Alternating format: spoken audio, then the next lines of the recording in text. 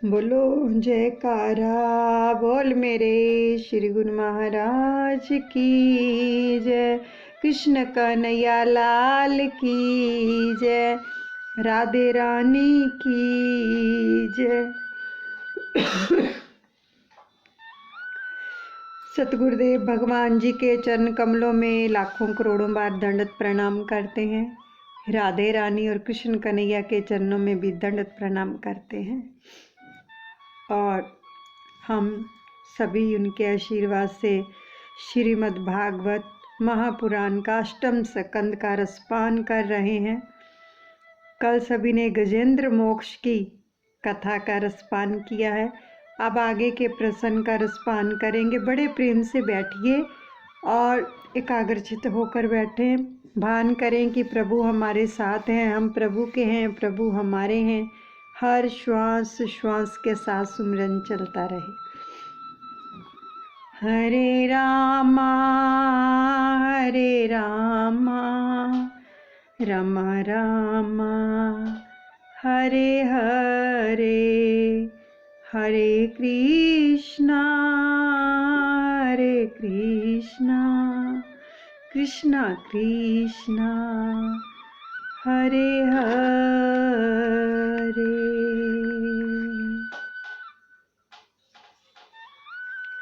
बड़े प्रेम से रसपान करेंगे अष्टम स्कंद का। ब्रह्म ज्ञानी तो संसार में कहीं कभी मिल भी जाएंगे, किंतु शुकदेव जी सी ब्रह्मा दृष्टि रखने वाले बहुत अल्प ही मिलेंगे। ऐसे ज्ञानी के लिए संसार बाधक नहीं है। अज्ञानी के लिए संसार बाधक है, ज्ञानी को नहीं। ज्ञानी के लिए जगत नहीं है। मनुष्य को ज्ञान की पकड़ से छूटना है। भगवान ने सुदर्शन चक्र से मगरमच्छ की हत्या की थी, अर्थात सुदर्शन भगवान के दर्शन से काल की हत्या होगी। सर्व में भगवत दर्शन ही सुदर्शन है। जब काल पकड़ता है तो उसकी पकड़ में से काल के भी काल भगवान ही छुड़ा सकते हैं। सुदर्शन से काल रूपी मगरमच्छ का नाश हुआ। इसका अर्थ यही है कि तुम्हारी दृष्टि जब सुदर्शन अर्थात सभी में प्रभु का दर्शन करने वाली होगी, तभी तुम काल के मुख से मुक्त होगे।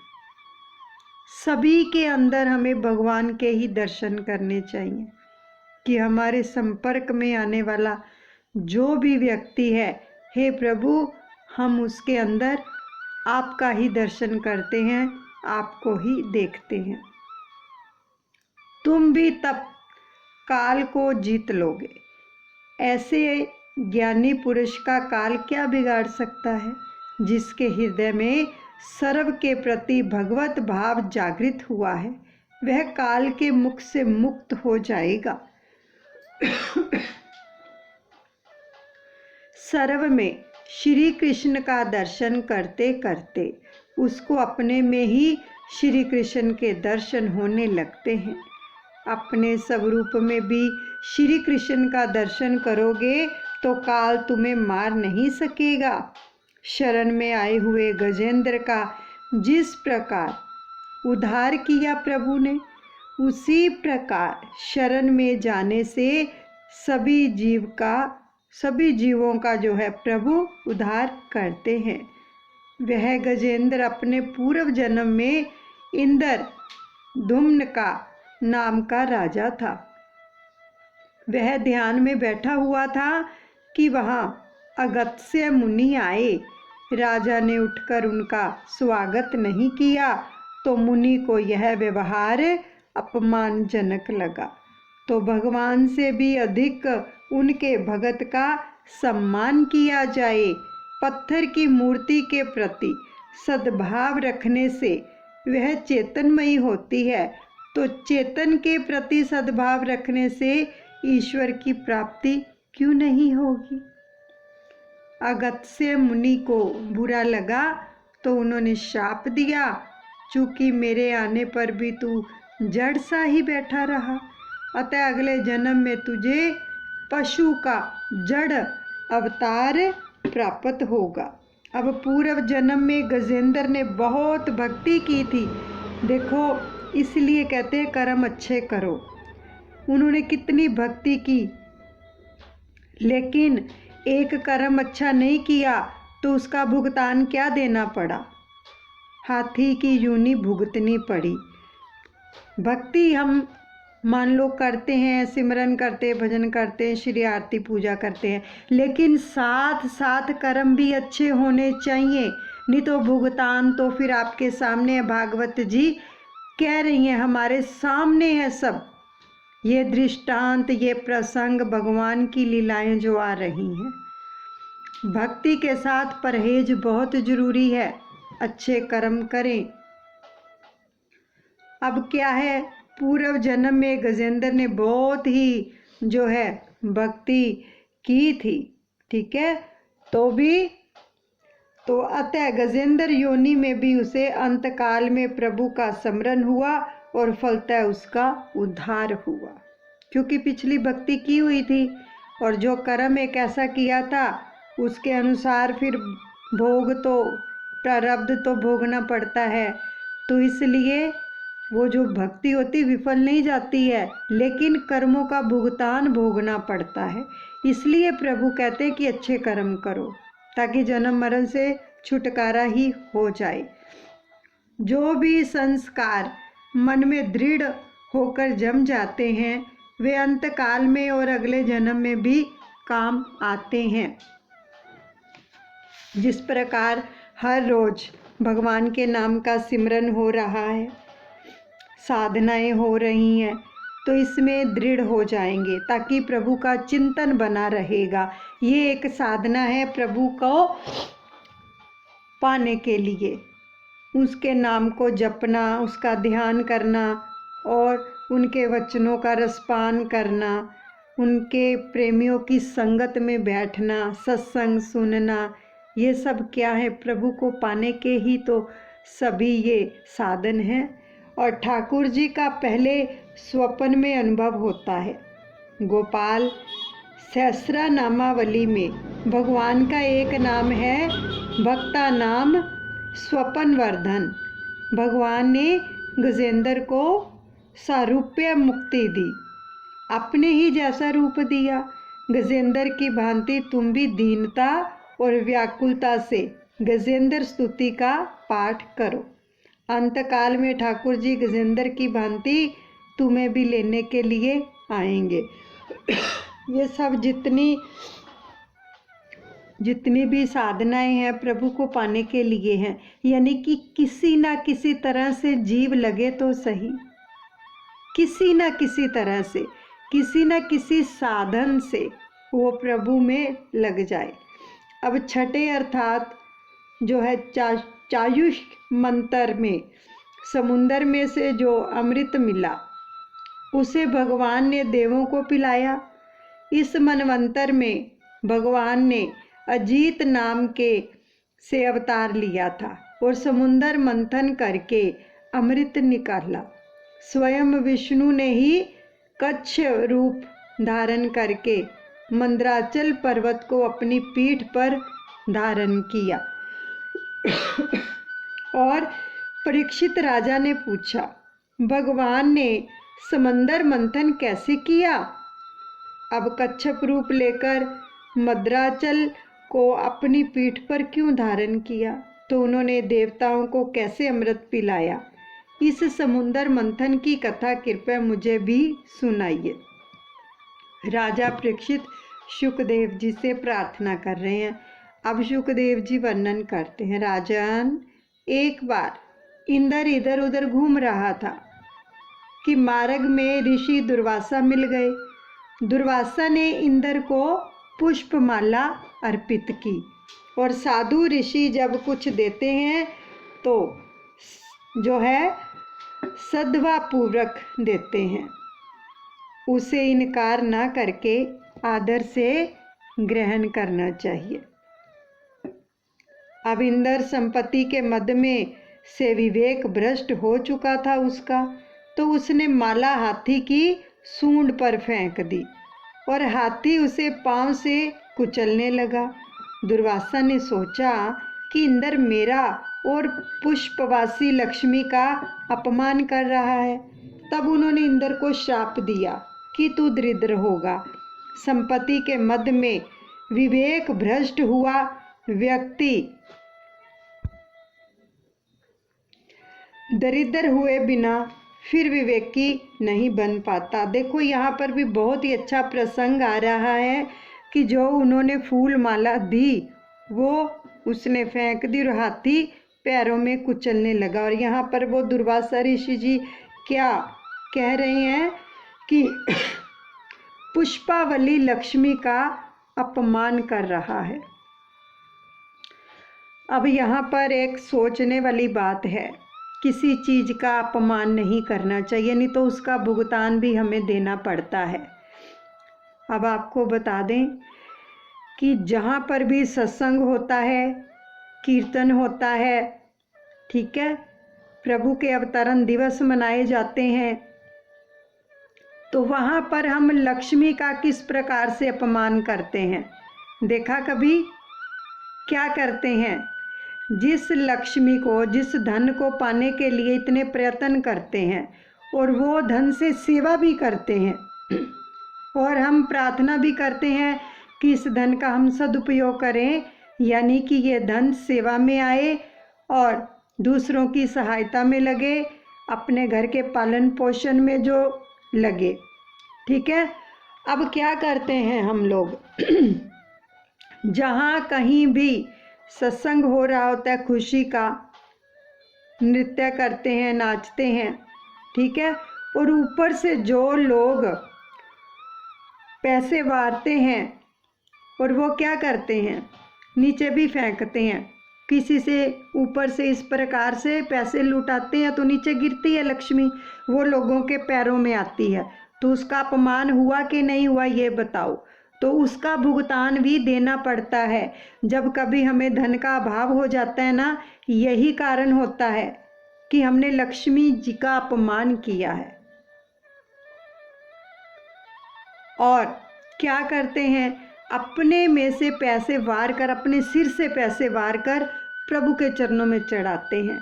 खुद सोचो, प्रभु जो है तीनों लोकों के मालिक हैं कि नहीं? अपने से वारा फेरा करके हम किसके चरणों में चढ़ा रहे हैं?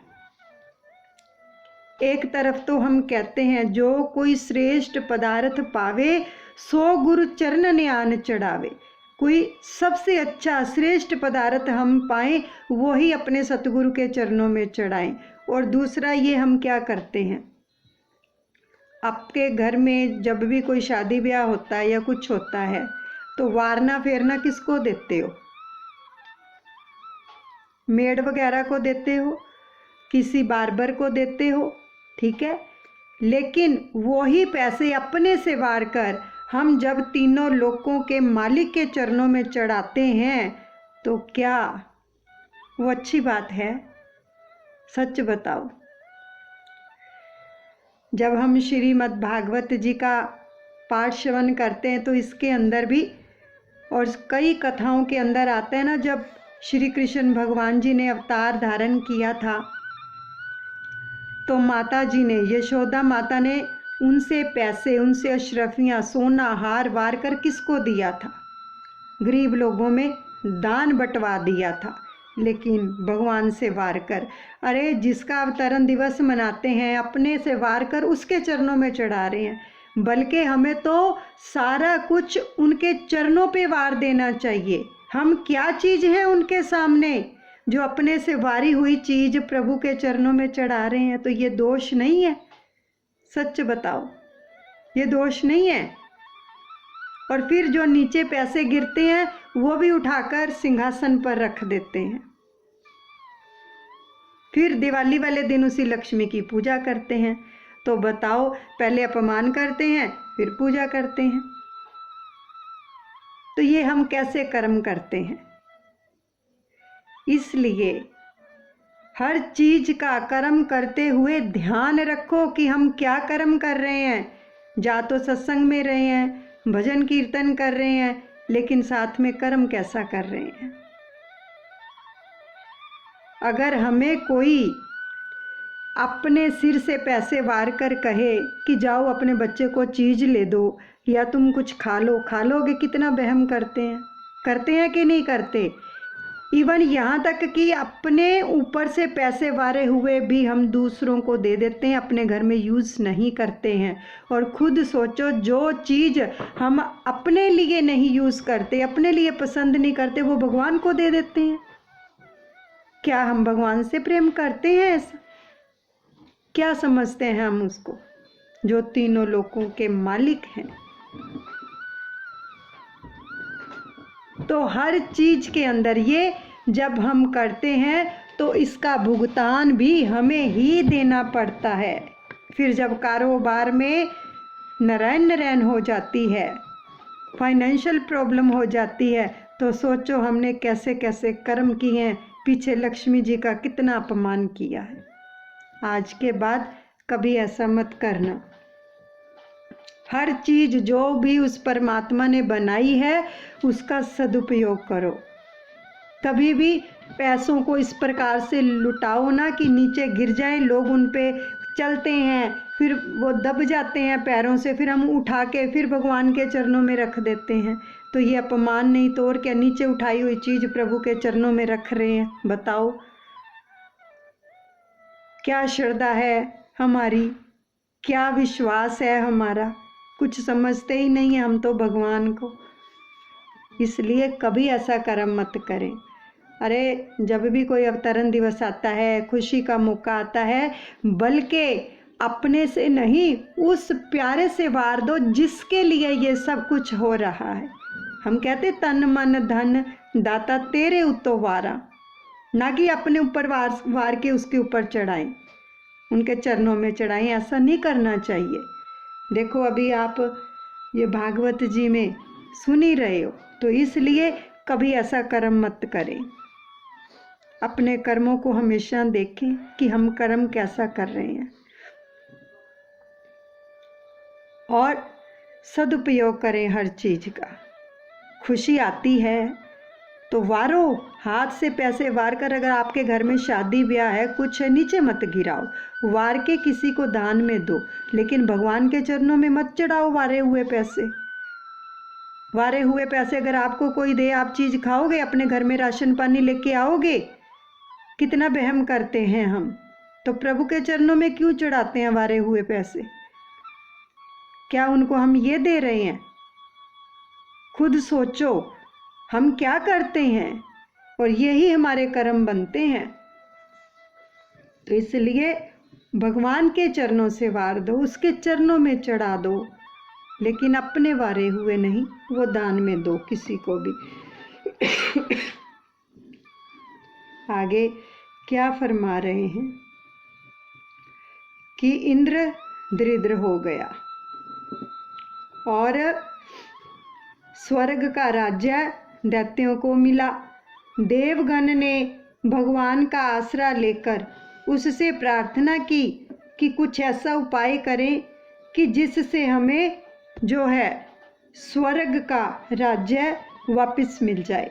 तो भगवान ने समुंदर मंथन करने की आज्ञा दी और कहा कि इससे प्राप्त होने वाला अमृत तुम्हें पिलाकर तुम्हें अमर बनाऊंगा। यह काम कोई आसान काम नहीं है। इस काम में शत्रुओं का भी साथ लेना, अन्यथा बेबाधा उपस्थिति करते रहेंगे। दैत्यों के साथ मैत्री करके उनकी प्रशंसा करना। वे अभिमानी हैं, अतः अपनी प्रशंसा सुनकर वे मित्र बन जाएंगे। जिसे ज्ञान रूपी भक्ति रूपी अमृत मिलता है वह अमर हो जाता है। देव और दैत्य अमृत प्राप्ति के लिए समुंदर मंथन करने लगे। मंदराचल पर्वत को जो था मथानी और वासुकी नाग को रस्सा बनाया गया। संसार ही समुद्र है, अपने जीवन का मंथन करो। समुंदर मंथन जीवन का ही तो मंथन है। संसार समुद्र का मंथन करके ज्ञान और भक्ति रूपी अमृत प्राप्त करना है।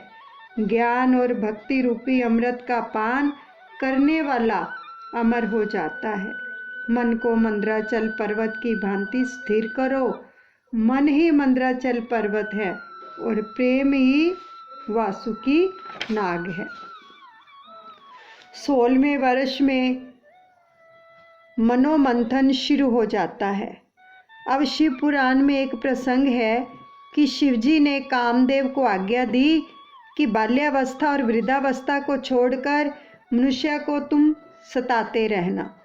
युवावस्था में पूर्व जन्म के संस्कार धीरे धीरे जागृत होते हैं।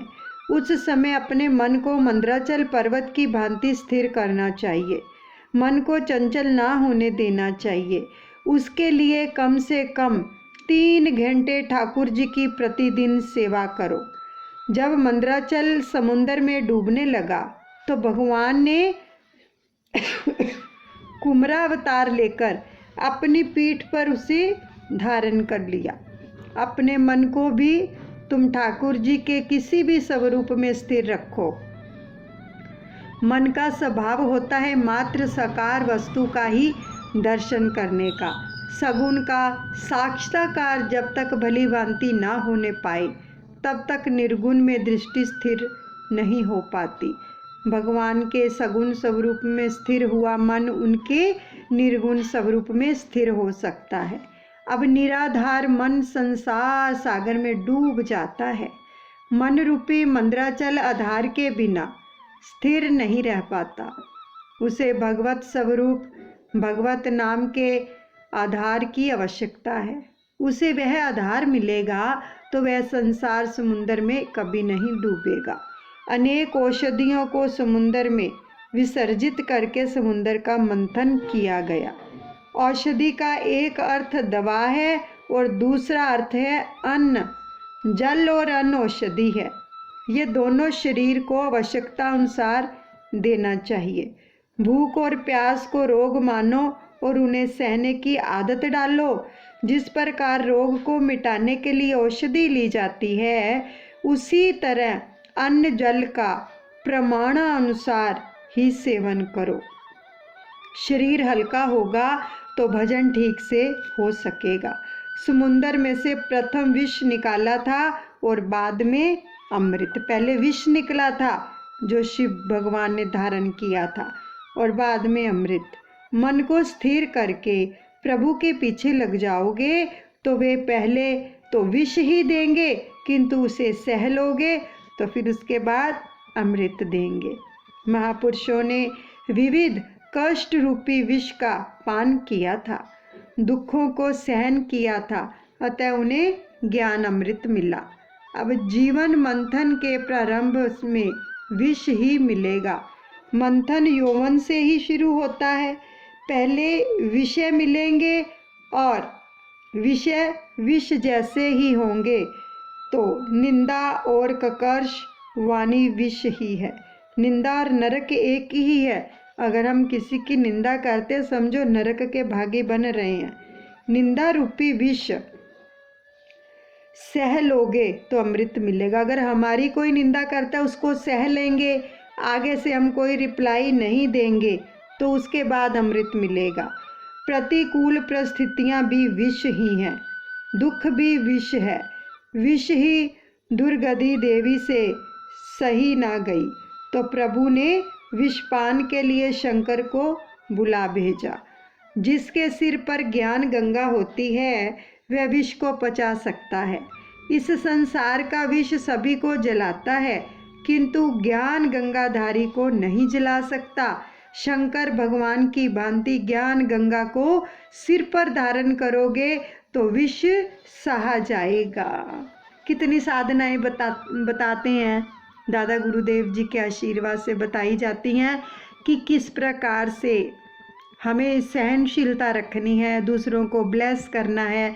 अगर कोई ऊंची वाणी में बात करता है तो हमें उसके बारे में बिल्कुल नहीं सोचना है, उसको ब्लेस करना है, नाम का जाप करना है, बल्कि उसके लिए भी प्रार्थना करनी है। उसको लव, रिस्पेक्ट, फेथ, केयर की ऊर्जा भेजनी है। तो शिव जी की पूजा विष सहने की शक्ति देती है। शिव जी दान देते हैं, अतः विष सहने की शक्ति मिलती है। निंदा शब्द रूप होने के कारण उसका संबंध आकाश के साथ होता है, आत्मा के साथ नहीं। ऐसा मानकर निंदा सह लेनी चाहिए। देवों ने शिव जी से विष पी जाने के लिए प्रार्थना की तो उन्होंने पार्वती से अनुमति मांगी। तो पार्वती ने कहा, ये सब तो स्वार्थी हैं, विष पीने से आपको अगर कुछ हो गया तो शिव जी ने कहा, यदि सबका कल्याण हो सकता है तो भले ही चाहे मुझे दुख ही क्यों ना झेलना पड़े। देखो यहाँ पर वचनों को पकड़ लो शिव जी महाराज के। शिव जी महाराज क्या कह रहे हैं कि अगर सबका कल्याण होता है, हो सकता है मेरे विष पीने से, तो मुझे दुख क्यों ना झेलना पड़े तो भी मैं झेलूँगा। अगर हमारे चुप रहने से सामने वाले को शांति मिलती है तो हमें चुप रहना चाहिए, झगड़ा नहीं करना चाहिए, तो बाद में अमृत मिलेगा ही मिलेगा। यानी कि वो झगड़ा टल जाएगा और शांति मिलेगी। शांति अमृत है और जो झगड़ा है वो विष है। अन्य को सुखी करने के लिए जो स्वयं दुख सह ले वही शिव है। स्वयं को सुखी करने के लिए दूसरों को दुखी करे वह जीव है। नहीं तो हम क्या करते हैं, जब तक एक्सप्लेन ना कर दें कि अपनी सफाई देनी है, हमने ये काम नहीं किया, कौन कहता है, हम तो बिल्कुल निर्दोष हैं, यानी इस चीज़ के अंदर झगड़ा बढ़ाते ही चले जाते हैं। अगर चुप रह जाएंगे तो काम बन जाएगा। तो दूसरों का हित करने के लिए जो अपना स्वार्थ भी छोड़ देता है वह शिव है, और अपने स्वार्थ के लिए दूसरों का काम बिगाड़ता है वह जीव है। शिव जी ने भगवत स्मरण करते हुए विष पान किया। विष को गले में ही रखना है, पेट में नहीं उतारना है। विष को गले में रखना, पेट में नहीं उतारना। यानी कि अगर कोई बात कह भी देता है उसको हम क्या करते हैं, अंदर उतार लेते हैं, पेट के अंदर, है ना। तो हम कहते हैं ना कई बार, हमें तो इसने जो जो कुछ कहा हुआ है आज तक याद है, क्योंकि उसको उतारा हुआ है हमने अंदर, इसलिए याद रहता है। पेट में ऐसी बातें हम उतार लेते हैं जो भूलती ही नहीं है। लेकिन यहाँ पे भागवत जी क्या कह रही हैं, शिव जी महाराज कह रहे हैं कि अपने गले तक रखो उसको, पेट में मत उतारो, नहीं तो काम खराब होगा। किसी को कटु शब्द सुनाने की इच्छा हो जाए तो उसे गले में ही रोक दो। अगर किसी को गलत बोलने की इच्छा भी हो कि हम बदला लेने की भावना रखें कि इसको मैं पता बताऊंगा, तो उसको गले में ही रखो, ठीक है। मुख पर मत आने दो, जो हम करें उसको गले में ही रखो, मुख पे मत आने दो। और जो सामने वाला करे उसको भी गले में रखो, पेट तक मत आने दो। विष गले में रखा जाता है, इसे ना तो बाहर निकलता है और ना ही पेट में उतारना है। ना बाहर निकालना है, ना पेट में उतारना है। निंदा की ओर ध्यान ही नहीं देना चाहिए। किसी द्वेष को याद मत करो कि किसी ने हमसे क्या कहा है, क्या नहीं कहा, कुछ मत याद रखो, क्योंकि उनका कोई फायदा नहीं है। उससे क्या होगा, खुद बीमार हो जाएंगे। विष को पेट में भी कभी मत उतारो। ककर्ष वाणी विष है। शिवजी ने विष को कंठ में ही रखा हुआ है। भागवत जी में वाक्य ये बहुत ही सुंदर और गहरा ज्ञान हमें मिल रहा है सुनने के लिए। इसका रसपान करो, इस पर अमल करना है हमें। खाली इधर कान से सुन के इधर से निकालना नहीं है कि आज बहुत अच्छा जो है वचन सुनने को मिले हैं भगवान के। नहीं, इनको पर मनन करना है। भागवत में तो क्या है, भागवत में तो नहीं है, किंतु किसी महात्मा ने कहा है कि जब शिवजी विषपान कर रहे थे तो कुछ छींटे नीचे गिरे थे और वे विष के छींटे कुछ जीवों की आंखों में और पेट में पड़ गए थे। विष का जलन अधिक हो जाए तो भगवान के नाम का कीर्तन करो। भगवान का नाम विष को भी अमृत बना देता है। तो शिवजी भी इसी से तो जो है भगवान का नाम लेकर विष पी गए थे। संसार में विष भी है और अमृत भी है, जो विष को पचा सकेगा उसे अमृत मिलेगा। कृष्ण कीर्तन ही अमृत है। श्रीमन नारायण नारायण नारायण, लक्ष्मी नारायण नारायण नारायण, बद्री नारायण नारायण नारायण, श्रीमान नारायण नारायण नारायण। 16वें वर्ष से जीवन में मंथन शुरू होता है। मन में वासना का विष उत्पन्न होता है। उस समय मन को मंदराचल सा स्थिर कर लोगे तो उस मनो मंथन में से, संसार में से भक्ति और ज्ञान रूपी अमृत प्राप्त होगा। फिर तो मानव अमर हो जाएगा। इस तरह जिसे भक्ति और ज्ञान मिलेंगे उसकी मृत्यु नहीं होगी। शंकराचार्य, वल्लभाचार्य, मीराबाई, तुकाराम आदि ना जाने कितने संत साधु भक्तों की कोई भूल नहीं पाया है कि वह सब अमर हैं। उन्हें सभी याद करते हैं। देखो अब तक याद करते हैं ना उनको हम। भगवान के ऐसे ऐसे भगत हुए हैं, उनका चरित्र पढ़ते हैं, उनका गुणगान करते हैं। भगवान पहले विष देते हैं और फिर अमृत देते हैं। जो उनके पीछे लगता है उसकी वे जो है परीक्षा करते हैं। जगत के कल्याण के हेतु भलाई के लिए शंकर ने विषपान किया।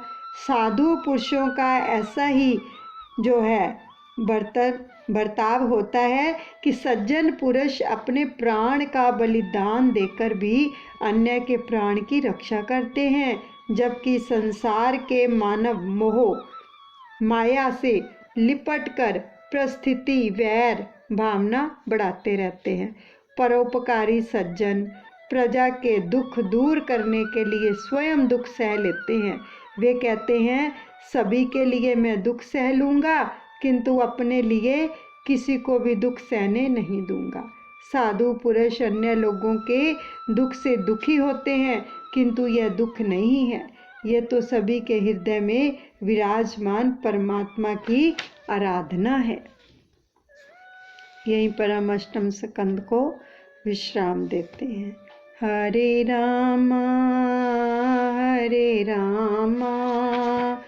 रामा रामा हरे हरे, हरे कृष्णा कृष्णा कृष्णा हरे हरे। सतगुरुदेव भगवान के चरणों में समर्पण करते हैं। कृष्ण कन्हैया और राधा रानी का भी शुक्रिया अदा करते हैं। बोलिए सतगुरुदेव भगवान की जय, राधिका रानी की